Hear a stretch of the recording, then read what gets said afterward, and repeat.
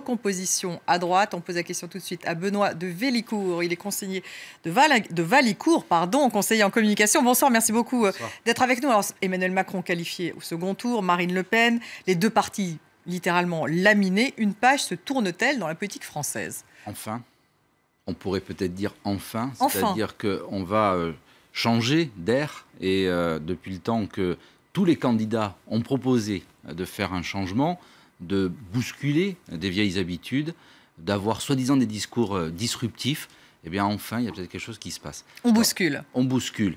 Ce n'est pas forcément ce que les états-majors voulaient, hein, parce qu'on aurait bien voulu bousculer avec des anciens, parce que la France aime bien, il faut que tout change sans que rien ne bouge.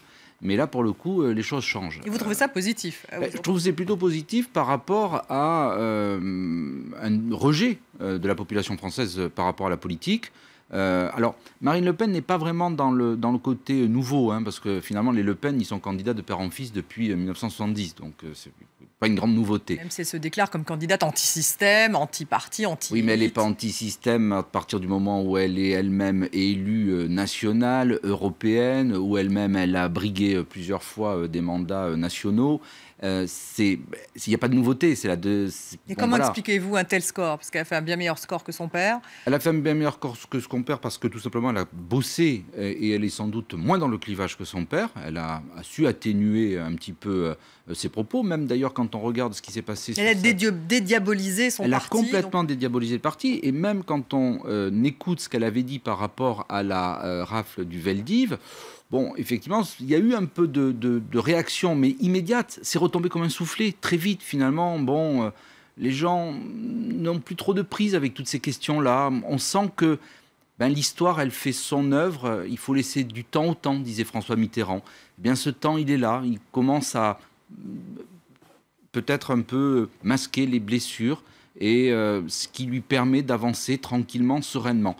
Elle va avancer tranquillement, sereinement encore pendant 15 jours? Oui, mais bon, faut peut-être pas rêver. Est-ce qu'on a le droit de dire que la messe est dite? C'est ce que vous dites. La messe est dite. Donc vous pensez qu'Emmanuel Macron, de toute façon, sera président. À vous écouter. Comment expliquez-vous l'ascension fulgurante d'Emmanuel Macron? La nouveauté. Et tout à l'heure, je discutais avec d'autres personnes qui me disaient, mais finalement, c'est un peu le Obama à la française.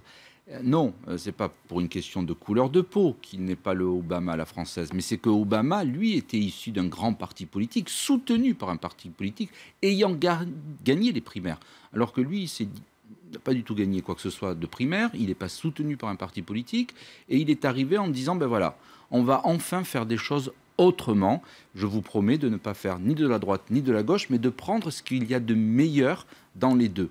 Et c'est un pari risqué. C'est un pari risqué, mais c'est un pari qui est assez intéressant. Et si on remonte un peu dans l'histoire de France, récente, contemporaine, certains m'ont dit, oui, mais c'est finalement le Valéry Giscard d'Estaing.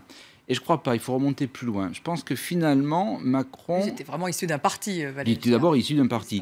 Mais il incarne, Macron, sans être finalement issu d'un parti, mais il incarne des valeurs assez radicales, comme l'humanisme, la laïcité, la tolérance. Laïcité, alors c'était plus ambigu, la laïcité. Oui, mais il y a quand même une forme de respect de tout ça, l'universalisme, et toutes ces valeurs qui sont des valeurs radicales et qui ont profondément changé la société française sous la Troisième et sous la Quatrième République. Je pense que ce sont des valeurs qui ont fait mouche parce que ce sont des valeurs qui sont résolument modernes dans un pays qui est confronté au terrorisme, qui est confronté à ces questions d'immigration que l'on a tendance à tout le temps mettre un petit peu sur le feu, et qu'en vérité, les Français, sans doute au fond d'eux, même s'ils aiment se faire peur, hein, parce que le Français aime bien se faire peur, même si les Français veulent de la discipline, mais en même temps, ils ne veulent pas les règles, ils veulent du changement, mais pas pour eux, pour leurs voisins.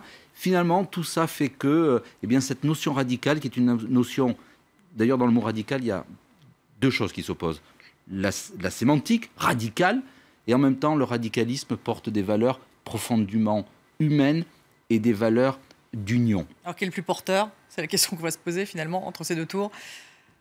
Qui est le plus porteur des candidats? Oui, des deux candidats et de la façon qu'ils ont de communiquer, justement, sur... Je pense que la force de M. Macron, c'est qu'il a un message qui s'adresse à toutes les générations, il est intergénérationnel et il s'adresse en plus à des générations, qu'elles soient citadines ou des territoires ruraux.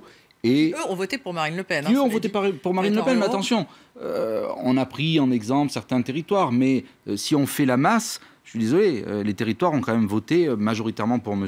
Macron. Non, ça dépend où, franchement. Ça dépend où, mais si on fait une moyenne, majoritairement, c'est bien M. Macron qui l'emporte. Donc je pense qu'il a eu un discours qui a été plus éclaté que celui de Mme Le Pen, qui pourtant, Mme Le Pen a fait un excellent score. Il faut quand même 7 millions, je crois, pratiquement. Donc c'est colossal. Et l'autre chose que l'on peut retenir quand même, c'est que finalement, il y a 43% des Français qui ont voté pour les partis extrêmes. Et ça, c'est tout de même une nouveauté. Ah oui, c'est beaucoup, 43%. Merci beaucoup, Benoît de Valicour, d'avoir été avec nous, conseiller en communication. Merci. Dans le reste de l'actualité, au Venezuela, le président Maduro a appelé